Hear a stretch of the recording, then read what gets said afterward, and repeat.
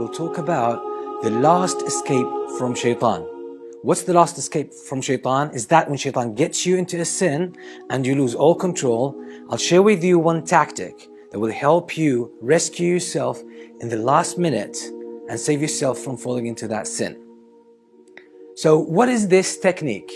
It's about when you fall into the traps of shaitan, shaitan seems to get you into a position that is ideal for you to fall into a sin. So all the ingredients of the sin are there, and then you're so tempted to fall into that sin and you lose control. You don't seem to have any control over yourself to give it up or withdraw from the situation or get out of the whole thing. So you just feel drawn into just like a black hole sucking you in, and you seem that you're inevitably falling into that sin, okay? So this is the last resort into how to get yourself out of this helpless situation. It is something that I call obstinate withdrawal. Obstinate withdrawal. And this technique has proven so practical and beneficial to myself and many of the people that I've shared it with. So this is why I want to share it with you in this video. I've used it in many of my seminars, and we tried to apply it, and the feedback I got from the students who attended these seminars was phenomenal. This technique seems to be so practical and so powerful, and I didn't invent it, I didn't make it up. I got it from Prophet Yusuf alayhi salam. That's when the wife of Al-Aziz invited him to commit the sin of zina. The way Yusuf alayhi salam dealt with this situation was phenomenal. So now let me explain the logic behind this thing and what is obstinate withdrawal. Basically, it's every sin is like a recipe.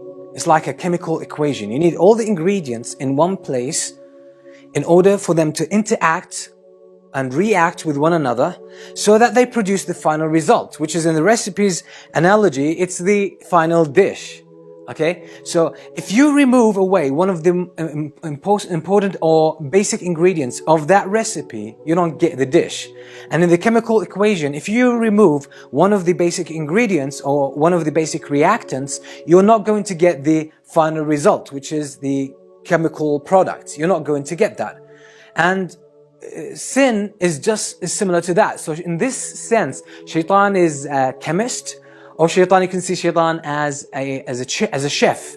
So shaitan needs all the ingredients in order to make his dish. He needs all the reactants in order to make that chemical equation. And the most important ingredient is actually yourself. Because if you're not here, you can't commit a sin here. Okay, if you're not in a certain place or locality, you cannot commit a sin if you're not there. So you're the basic ingredients. And that's what shaitan brings you here to, where the sin is, where the other ingredients are, so you can actually fall into the sin.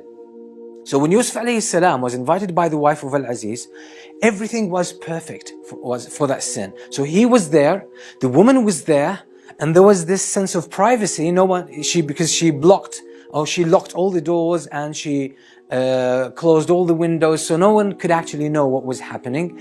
And ultimately, Yusuf was her servant. Yusuf alayhi salam was her servant. She could command him and order him, and he was supposed to obey. So it was completely perfect. And she was inviting him.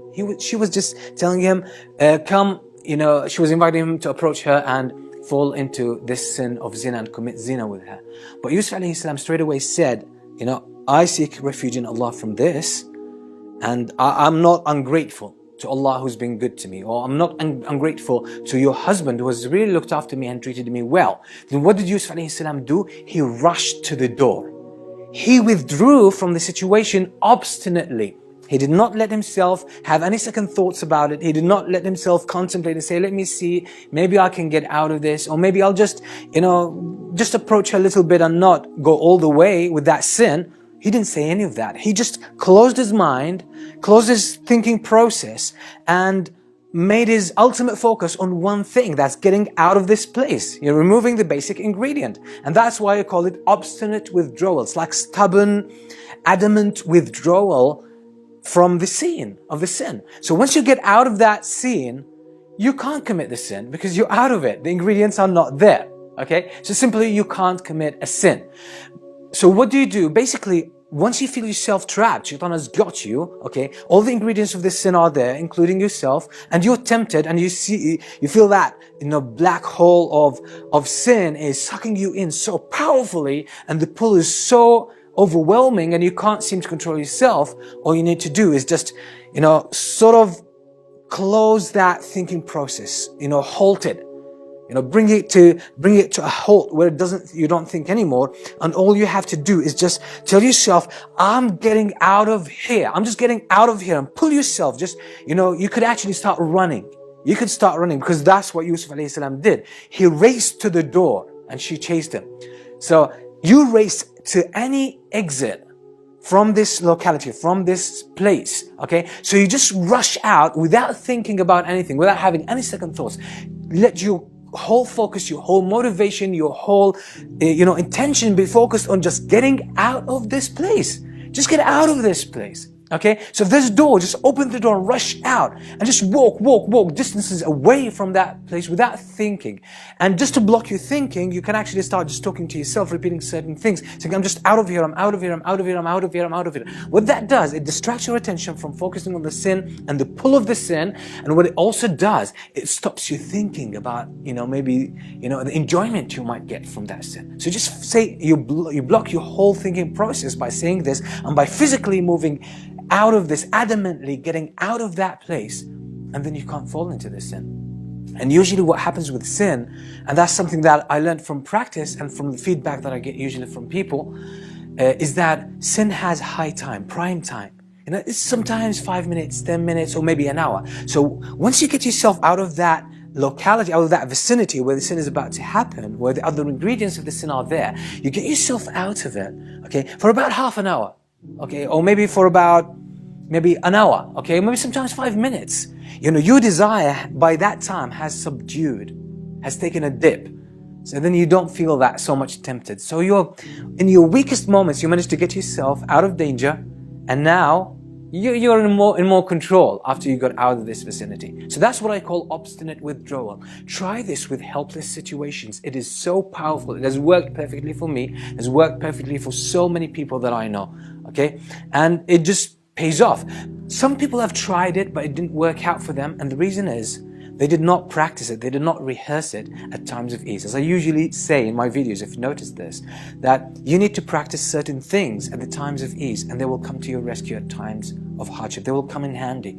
So all you need to do is at times of ease, just now, after you just finish watching this video, all you need to do is I want you to put yourself in the mood of committing a sin where you feel you're tempted, and you feel the pull and the attraction of the sin, and just feel so much attracted. Get yourself in that mood and just abruptly break that flow of the sin. All you need to do, just do what I said, okay? Say, I'm out of here, and physically, with all force, get yourself out of that place, out of that room. Open the door and get out of that room. If you're in a building, get out of that building, okay? If you are in a certain place, okay, just in your office or in your bedroom, just get out of that place, okay? That's a rehearsal. It's not a real situation. Do that 10 times, and by doing this, you hardwire your brain, to develop a new habit, and that is basically to break the flow of any temptation you have, so you can do it. So try it 10 times, maybe tomorrow try it again, or in the evening try it another 10 times, and so on and so forth, and you will see it becomes like second nature. It becomes so easy for you to break any kind of flow that you could actually engage in when it comes to sin. And then when you get really in trouble, you'll find it easy just to pull yourself out of that place because you've practiced it so much. But if you don't practice it, I don't have any guarantee that this could actually work for you, because the pull of this sin might be so powerful that your ability to break from that situation or to get out of that vicinity might not really work out for you, okay? So you need to practice it. This has proved very practical for people, especially young people, who are tried with watching pornography.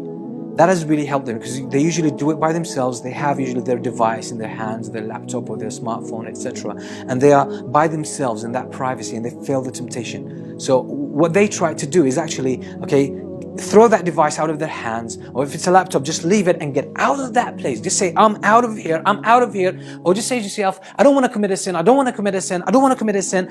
You know, I fear Allah, I fear Allah, I fear Allah. Just keep saying this because you block your thinking process and you just physically get out of that place. And maybe you could find some friend to spend some time with or someone to talk with, talk to, okay? So get that prime time to fade away and then you'll be in good position to control yourself. If you do that a few times, you'll actually break from the sense of addiction to sin. If you do that a few times, and then inshallah, you'll be able to break from that pull of the sin for good. So hopefully you found this beneficial, and if you did, please share it with your friends, with your family, and create that positive ripple effect. So hopefully it will help save more people from the temptation of shaitan, from the tricks and traps of shaitan. It's a very simple advice, but as I said, you need to practice it at times of ease, so it comes in handy at times of hardship when you truly need it.